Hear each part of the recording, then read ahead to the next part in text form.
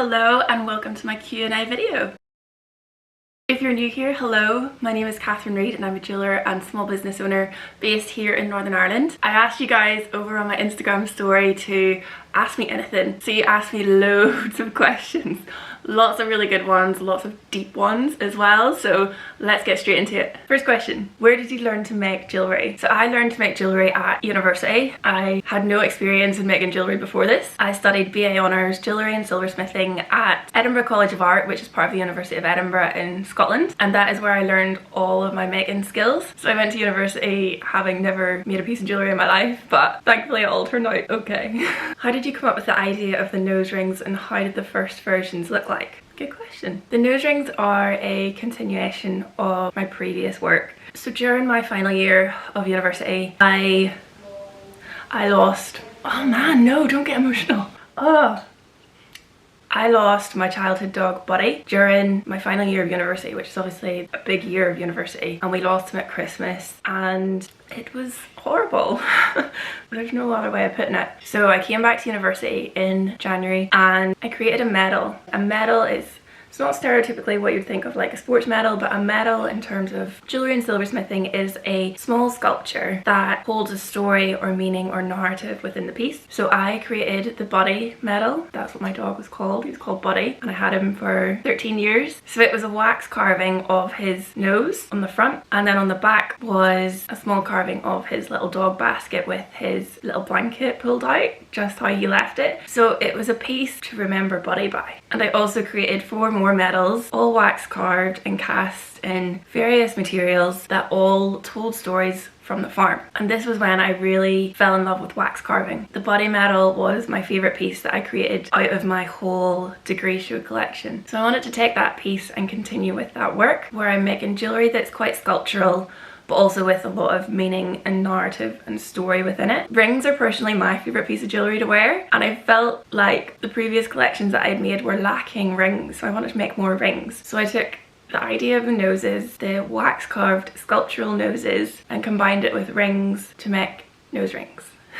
I also wanted to make a sculptural piece of jewellery that's wearable, that you can look at every day. We as pet owners or animal lovers, we can look at our rings and be reminded of the animals that we've loved, lost, and we can carry them close with us always. A nose ring is also a play on words with what a bull actually wears. Again, that's tying the inspiration back to the farm and the place that I grew up on. And we've had a lot of animals on the farm over the years, so each nose ring tells a story of my childhood and memories with those animals. What I love about the nose rings is that even though I've created them with my own stories and my own inspiration, you guys, whenever you buy them, you can add your own stories and narrative and what that nose ring means to you. I absolutely love receiving emails from you guys sharing your stories with me and what story you've put to your ring. How did the first versions look like? So the first versions of the nose rings are what you see on my website. The nose rings are incredibly time-consuming pieces to wax carve. They typically take between 30 and 40 hours to wax carve alone. A lot of time. So I designed the nose rings, shape, size, everything how I wanted them to look like beforehand, then got straight into carving. And I'm so happy with how each of them turned out. And I love every single one of them. When is the Causeway gold ring restocking? Okay, so Causeway collection and North Coast collection. I think this person means the North Coast gold stacking ring, but if you would like the Causeway ring in gold, just send me an email. I can totally make that happen. The North Coast and Causeway collection, I am aiming to restock this month, June. Please make sure you are subscribed to my newsletter on my website. That is the best way to find out about restock dates, when jewellery will be available on my website to purchase, and all of that. Would it be possible to make a personal design if I send you a nose print of my late cat? I'm so sorry to hear of your loss. It really is awful losing a pet, which is why I created the nose ring collection, so that we could wear a piece of jewellery that will forever remind us of our animals. So I do not work with nose prints whatsoever. I create my nose rings through super high quality detailed photos and videos of the animals as well as real life. I create my nose rings similar to how an artist would paint a painting or a sculptor would create sculpture. The nose rings are entirely hand carved by myself and they are incredibly time consuming pieces to create. I haven't offered commissions or bespoke pieces for almost 2 years because you guys have kept me so busy with my own designs on my website that it's really hard to find time for bespoke. In the meantime though, with my nose ring collection going forward, I am offering bespoke engraving, which I'm so excited to announce. So you can have your pet's name, maybe a family member's name engraved on the inside of the nose ring, making it even more special to you. So if you would like to get the name of your late cat engraved on the inside of the cat nose ring, you most certainly can. And it's just a lovely way to remember them by. How did you get into the farming game? Was it something you decided to do? So I myself am not a farmer. I'm a jeweler and I have my jewellery business, which is full-time, but my whole family, basically my whole family, are farmers. My parents are farmers, my brother is a farmer, both sets of my grandparents were and still are farmers. So a lot of my childhood and a lot of growing up, and even still now, I'm inspired by the farm. So even though myself, I am not out milking the cows, it's still a place that I've grown up around, and that's why it's a huge source of inspiration for my jewellery and for my business. My studio is based on the farm. I love living in the countryside, and I very much enjoy working from home as well, because you get fresh milk from the farm for my cups of tea.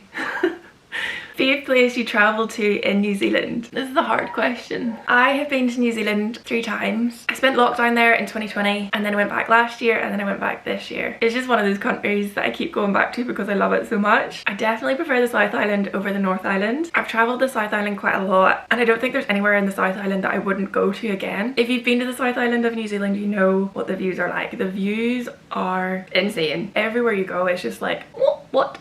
Is this real? But if I had to choose somewhere, I think it would be Queenstown. I got to experience ski season in Queenstown, and I got to experience summer in Queenstown, and it's such a beautiful place. I think it's known as the adventure capital of the world because you can do bungee, the swing. I did the swing, it's very good. Would recommend. Like a roller coaster. You can skydive, you can jet boat. Queenstown town itself, it's so small. It has like a handful of pubs, handful of shops, handful of restaurants. It kind of reminds me of like a little Irish town. Like it's not big at all, which I really like. But also the surrounding area of Queenstown is insane. Like you've got Glenorchy, Wanaka, Cromwell, the Remarkables and Coronet Peak, which are the 2 ski mountains. Like you've got so much around it as well. You need to go. You need to go. Are you planning any jewellery which will remind you of your travels? So I don't like to share too much about future designs until they're ready to go. Whenever I was in New Zealand, I went to a stone carving class. It was a very basic kind of beginner's jade carving class. It was like 1.5 hours to 2 hours long. It was a really fun activity to do with your friends. So we took a sharp piece of jade and carved it into a smooth stone. I videoed the whole process with the intention of showing you this on TikTok and Instagram, and it's still on my camera. So I will show you it eventually. I did a little bit of stone setting during uni and just after university as well. So by doing that one class in New Zealand, it's kind of inspired me to maybe incorporate stones again. Maybe. If you could go back in time, how would you have started your business differently? That's a good question. Truthfully, I don't think I would do anything differently. This isn't me saying that I did everything perfectly and everything went perfectly well and straightforward and swimmingly. It didn't. I made mistakes. I taught myself. I learned from my mistakes. A lot of things went well, a lot of things didn't go well, but I believe that every mistake and opportunity to learn has got me to where I am today. I'm very much a believer in everything happens for a reason, so I wouldn't change a thing. I feel like I did everything that I possibly could within my power to grow my jewellery business. I feel very lucky to have my dream job. What's your favourite process when making jewellery? If you haven't guessed it already, it is wax carving. I absolutely love doing it. I find wax carving really therapeutic. My favourite days are when I have nothing else to do other than just wax carve. My days fly in and it's such a relaxing day. Weird to say that when you're working, but you just get in the zone and slowly carve away at it, and I just love it. Tips for knowing when to go full-time. Ooh. First of all, if you're at that stage where you're starting to think about, oh, maybe could I go full-time? Congratulations, because that is such an achievement to even reach this point of being at the in-between stage, because I understand that there's a whole load of work that has gone into your jewellery business even just to reach this point, so well done you. I'm going to share my experience of taking that step from part-time jewellery to full-time jewellery, and hopefully that can help you in you making your decision. So there's a few important parts that I took into consideration when making that decision to go full-time. First one being when my daytime job started to feel like it was getting in the way of my jewellery job. I worked in top Topshop part-time as a retail sales assistant. That's my daytime job. I love my job in there. I love the girls that I work with. There were some weeks where, especially during Christmas 2020, I kind of felt like, oh, I wish I didn't have to go into work this week so I could catch up on orders, or I wish I didn't have to go into work this afternoon so I can finish this piece. So it was just noticing my jewellery job was taking up a bit more time and I probably could spend less time at my daytime job, if that makes sense.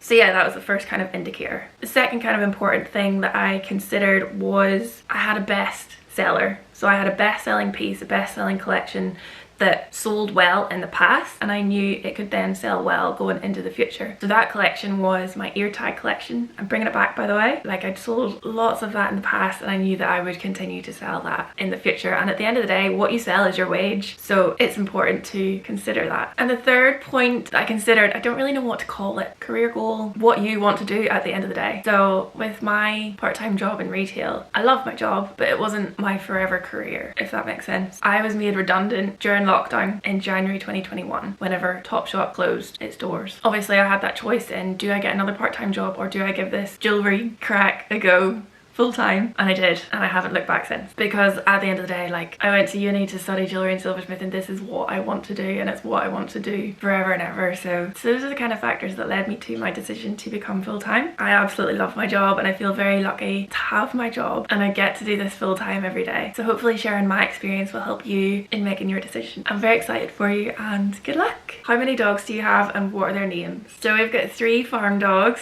3 border collies. So first up we have Buster. He is 8 years old and he's the biggest and fluffiest one.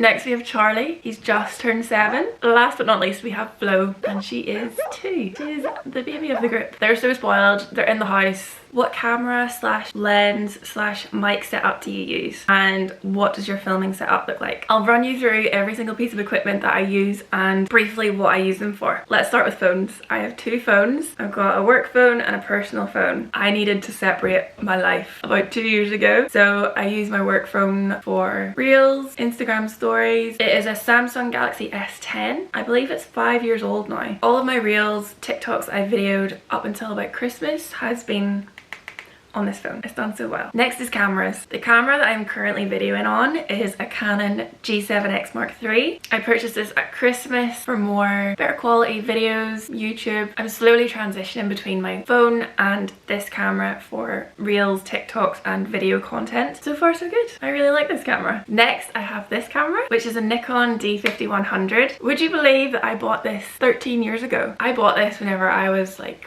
14 or 15 and I'm 28 now. It's not the freshest, flashiest camera out there, but it has served me so well. This is what I use for my website photos, my Instagram grid photos, the cover photo of my reels as well. My Instagram account is my shop window and I want it to look professional and crisp. So this is what I've used for that. If you've seen the product photos of my nose rings against the white background, this is the camera that I take those photos on. I love this camera, I can't fault it. Next we are on to tripods. So the one that I'm currently using to video, I purchased off Amazon. It is just a simple tripod with flexible legs. It is really great for just sitting on my bench and videoing whatever I'm up to. I also have this tripod. I actually bought this with my camera. This is very old. I use this to set my phone on, my camera on. I love this tripod. It's great. So next we have this little tripod. Would you even call it a tripod? I'm not sure. I made this in technology class as a teenager. So it was designed and made for like one of those Nokia brick phones. So I've sawed off one of the arms to fit my phone onto it. But yeah, I actually use this little tripod for my bench work. It sits at a really good angle for videoing soldering, just kind of anything that I'm up to on my bench. So yeah, it came in really handy. I used to have one of those wee microphones, the little tiny ones that you talk into, but I lost it like a year ago and I haven't found it or replaced it. I used to use my microphone for voiceovers, but I just talk into my phone now. I'll maybe buy another one at some point. Last but not least, I have a photography light. The room that I work in, it's got this light here and then another one across the opposite way, so this room is generally not the brightest room, so I use a photography light for just a bit of extra brightness in maybe dark areas of the room that I'm filming or photographing. I've got 2 of those as well. That is all equipment that I use to create content, but hopefully that helps. Thank you so much for joining me for my Q&A video. I hope you enjoyed finding out a wee bit more about my business and myself. If you have any further questions, please leave them in the comments below and I'll try my best to answer them. Thank you so much for watching. I hope you have a wonderful day and I will see you next time.